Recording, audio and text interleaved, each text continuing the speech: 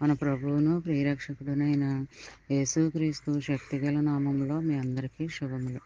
ప్రియమైన దేవుని బిడ్డలారా, మరి ఎలా ఉన్నారు? గతించిన దినమంతా కూడా ఆయన రెక్కల నీడలో నిన్ను నన్ను మనందరినీ కాపాడి మరొక నూతనమైన దినంలో మనం ప్రవేశపెట్టిన విధానాన్ని బట్టి మరొకసారి ఆయనకి వందనాలు చెల్లించుకుంటున్నానండి.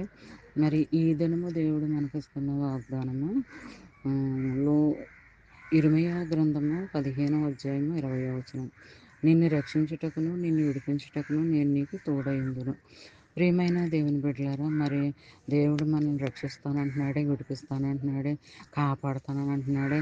మరి ఇలాంటి దేవుని ఆశీర్వాదకరమైన వాగ్దానము మొదటి జామున దేవుడు మనకిస్తాడంటే అది దేవుని యొక్క కృప కాపుదలని మనం నమ్మాలి, విశ్వసించాలి.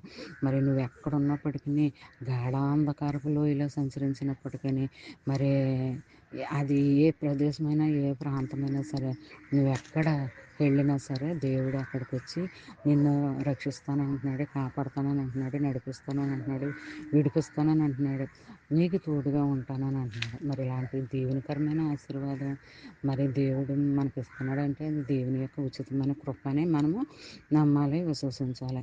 మరి ఈ చిన్న వాగ్దానం నీ ఫ్రెండ్స్ సర్కిల్లో పంపండి.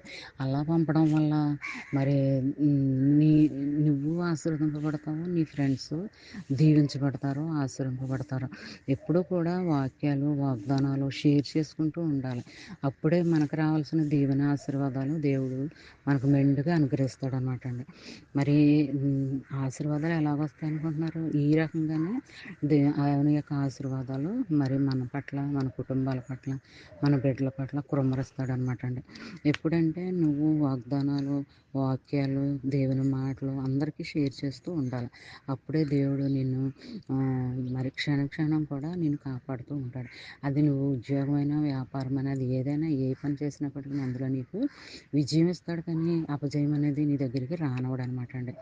మరి ఈ చిన్న వాగ్దానం నీ ఫ్రెండ్స్ సర్కిల్ వాళ్ళకి షేర్ చేయండి. అలా చేయడం వల్ల వారు దీవించబడతారు, నువ్వు ఆశీర్వదించబడతావు. మరి ఈ చిన్న వాగ్దానం మైండ్లో పెట్టుకుని ధ్యానించుకుంటూ ఉండాలని కోరుకుంటూ, గాడ్ బ్లెస్ యూ.